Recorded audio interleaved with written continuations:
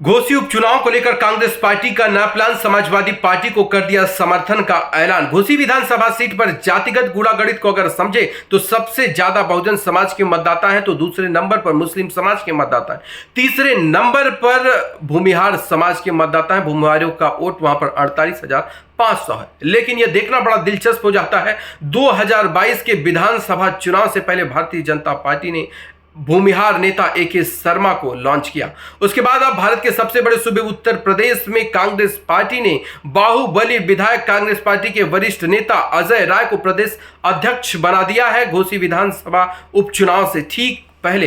अब ऐसे में यह देखना बड़ा दिलचस्प हो जाता है कि क्या भूमिहार मतदाताओं को लुभाने के लिए कांग्रेस पार्टी ने इतनी बड़ी जिम्मेदारी दी है, या भारतीय जनता पार्टी जिस तरह से अपने बड़े नेताओं को घोसी विधानसभा सीट पर भूमिहार नेताओं को भेजकर प्रचार प्रसार करा रही है, क्या वो 48,500 मतदाताओं को मद्देनजर रखते हुए, क्योंकि वहां पर सूर्य प्रताप शाही, AK शर्मा, सत्येंद्र राय, उत्पल राय, मनोज राय जैसे बड़े नेता चुनाव प्रचार प्रसार में नजर आ रहे हैं। यह चुनाव इंडिया वर्सेस एनडीए बन चुका है। अब ऐसे में 2024 के लिहाजे से इस चुनाव को परीक्षा के तौर पर देखा जा रहा है। यह चुनाव कहीं ना कहीं दारा सिंह चौहान और साथ ही साथ ओम प्रकाश राजभर के मान और सम्मान का भी हो चुका है, क्योंकि ओम प्रकाश राजभर भी चुनावी सरगर्मियां को तेज करते हुए बयानबाजी भी तेज कर दी है। उन्होंने कसम खा लिया है कि अगर मैं अखिलेश यादव को सैफई नहीं भेज देता, तो उन्होंने कई बातें ऐसी कही। ओम प्रकाश राजभर ने अखिलेश यादव पर कई आरोप भी लगाया। अखिलेश यादव को उन्होंने कहा कि वह खुद भारतीय जनता पार्टी के साथ मिले हुए हैं,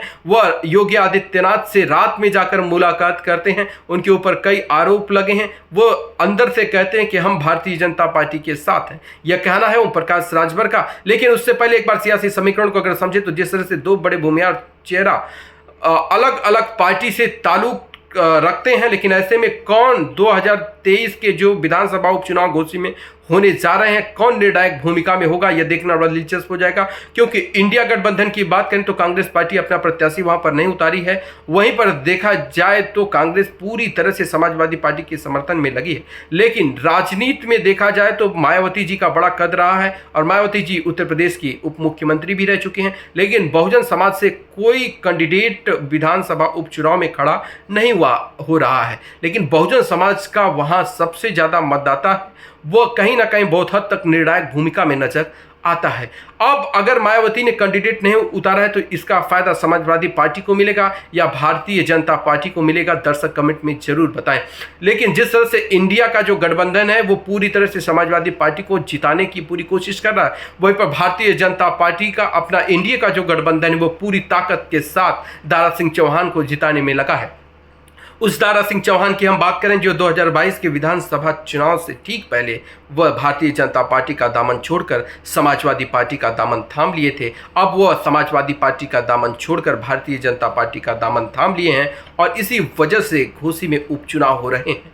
उपचुनाव के कई सियासी मायने निकाले जा रहे हैं, और यह चुनाव बहुत ही महत्वपूर्ण माना जा रहा है। एक तरह से कहें तो हर दलों के लिए उनके सम्मान का यह चुनाव बन चुका है। और घोसी विधानसभा सीट में देखा जाए तो समाजवादी पार्टी के राष्ट्रीय प्रवक्ता राजीव राय भी पूरी जोर शोर में प्रचार प्रसार में लगे हैं। वहीं पर भूमिहारों के नेता, उनके कई जनपदों में जिनका एक वर्चस्व रहा है, अजय राय, वो भी पूरी तरह से समाजवादी पार्टी के एक प्रत्याशी को जिताने की कोशिश कर रहे हैं। अब ऐसे में भूमिहारों को वोटों में कौन कर पाएगा सेधमारी, और 2024 के लिहाजे से इस चुनाव को अगर इंडिया वर्सेस इंडिया के तौर पर देखा जा रहा है तो क्या यह फाइनल माना जाए। लेकिन ऐसा कहना बहुत जल्दीबाजी होगा, क्योंकि 2022 का चुनाव अलग होता है, 2024 का चुनाव लोकसभा चुनाव अलग तरीके से जनता वोट करती है, और विधानसभा उपचुनाव में जनता अलग तरीके से वोट करती है। तो उसकी तुलना करना और 2024 और 2023 के उपचुनाव की तुलना करना कहीं ना कहीं बहुत जल्दीबाजी हो जाएगी। अब ऐसे में यह देखना बड़ा दिलचस्प हो जाएगा, जो बड़े बड़े भूमिहार नेताओं को बड़ी जिम्मेदारी दी गई है अलग अलग पार्टियों के द्वारा, उनको भी अपने नेताओं पर विश्वास और कार्यकर्ताओं पर